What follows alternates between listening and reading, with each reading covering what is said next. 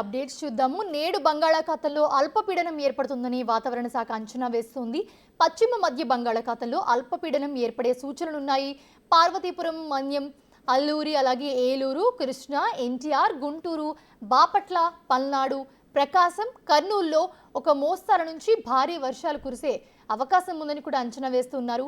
అప్రమత్తంగా ఉండాలని అధికారులకు ఆదేశాలు అందాయి ఇప్పటికే.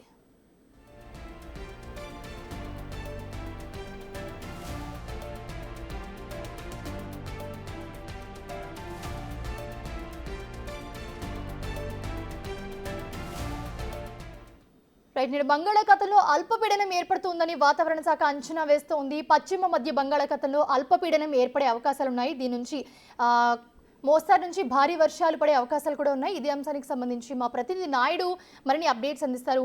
నాయుడు, ఎక్కడెక్కడ ఒక మోస్తరు నుంచి భారీ వర్షాలు పడే అవకాశం ఉంది? దీనికి సంబంధించి ఆల్రెడీ అధికారులు కూడా ఒక ఇన్ఫర్మేషన్ అయితే ఇచ్చారు.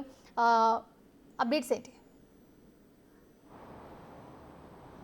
మౌనిక, చూడొచ్చు, బంగాళాఖాతంలో ఏర్పడిన అల్పపీడనం ప్రభావంతో రానున్న 3 రోజుల పాటు ఏపీలో భారీ స్థాయిలో వర్షాలు ఉంటాయని ఇప్పటికే విశాఖ వాతావరణ శాఖ అధికారులు కూడా చెప్తున్నారు. ప్రస్తుతం మనం విశాఖ బీచ్లో ఉన్నాం. పూర్తిగా చూడొచ్చు, సముద్రపు అలలు అయితే ఒకసారి మోస్తరుగా ఎగసిపడుతున్న పరిస్థితి. ఎందుకంటే పూర్తిగా వాతావరణం అంతా 2 రోజుల నుంచి మారిందని చెప్పొచ్చు. మొన్నటి వరకు తీవ్ర స్థాయిలో ఎండలు ఉండడంతో కొంచెం ప్రజలు ఇబ్బందులు పడినా ఇప్పుడు వాతావరణం ఒకసారిగా మారింది. దీంతో పూర్తిగా రానున్న 4 రోజుల పాటు భారీ స్థాయిలో వర్షాలు ఉంటాయని ఇప్పటికే విశాఖ వాతావరణ శాఖ అధికారులు అయితే చెప్తున్నారు. పశ్చిమ మధ్య బంగాళాఖాత పరిసర ప్రాంత అల్పపీడన ప్రభావంతో పూర్తిగా రానున్న 3 రోజుల పాటు రాష్ట్ర వ్యాప్తంగా భారీ స్థాయిలో వర్షాలు ఉంటాయి. అయితే పార్వతీమన్యం, అల్లూరు, ఏలూరు, కృష్ణా, ఎన్టీఆర్, గుంటూరు, బాపట్ల, పల్నాడు, ప్రకాశం, నంద్యాల, అనంతపురం వంటి జిల్లాల భారీ స్థాయిలో అయితే వర్షాలు కురుస్తాయని ఇప్పటికే చెప్తున్న పరిస్థితి. నిన్న ఉదయం రాత్రి 7 గంటల వరకు విజయనగరం జిల్లాలో భారీ స్థాయిలో వర్షం పడింది. ఈ నేపథ్యంలోనే పూర్తిగా ప్రజలు కూడా అప్రమత్తంగా ఉండాలని ఇప్పటికే వాతావరణ శాఖ అధికారులు కూడా హెచ్చరిస్తున్న పరిస్థితి. ఈ నేపథ్యంలో కూడా పూర్తిగా మొన్నటి వరకు కురిసిన వర్షాలకి ఇంకా ప్రజలు తేరుకోలేదు. ఈ నేపథ్యంలో కాస్త గ్యాప్ ఇచ్చి ఒకసారిగా విశాఖలో ఎండలు అయితే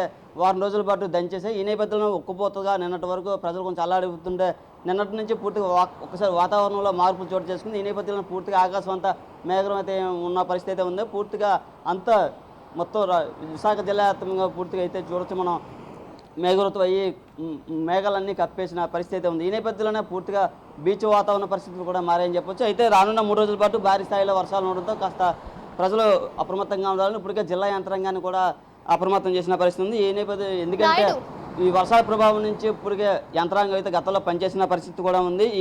విశాఖలో ఉన్న కొన్ని కొండచరి ప్రాంతాల్లో కూడా ప్రజలు కూడా అప్రమత్తంగా ఉండాలని వాళ్ళని కూడా ఆదేశించారు. ఎందుకంటే వాళ్ళు పైన మొన్నటి వరకు పడిన భారీ స్థాయి వర్షాలకు కొండచర్యలు కూడా విరిగి పడిన పరిస్థితి ఉంది. అయితే వాళ్ళని సేఫ్ జోన్లో కూడా పెట్టడం జరిగింది. అయితే ఈసారి కూడా అలాంటి ప్రమాదం ఏమైనా జరుగుతుందనే కోణాల్లో కూడా అధికారులు అప్రమత్తం అయ్యారు. మౌనిక, ఎస్ నాయుడు, ప్రస్తుతం చూస్తున్నాము ఆల్రెడీ మొన్నటి వరకు పడిన వర్షాలకి చాలా ఇబ్బందులు పడ్డారు. సో మళ్ళీ వాతావరణ శాఖ చెప్తూ ఉంది భారీ నుంచి అతి భారీ వర్షాలని చెప్పి. సో ఇప్పుడు ఆల్రెడీ అలర్ట్ కూడా చేశారు. సో ఎలాంటి ఏర్పాట్లు చేస్తున్నారు అధికారులు?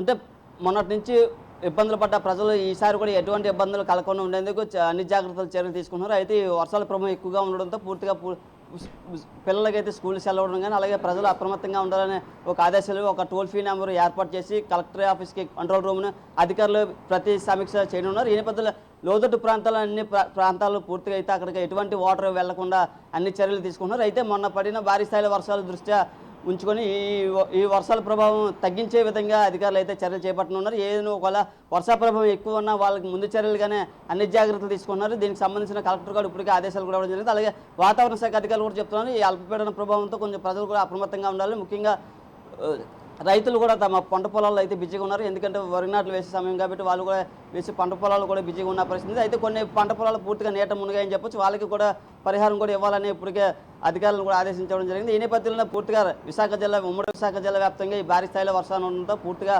అయితే అధికారులను అయితే అప్రమత్తం చేసిన పరిస్థితి ఉంది. Mounika, right, thanks for the updates Naidu.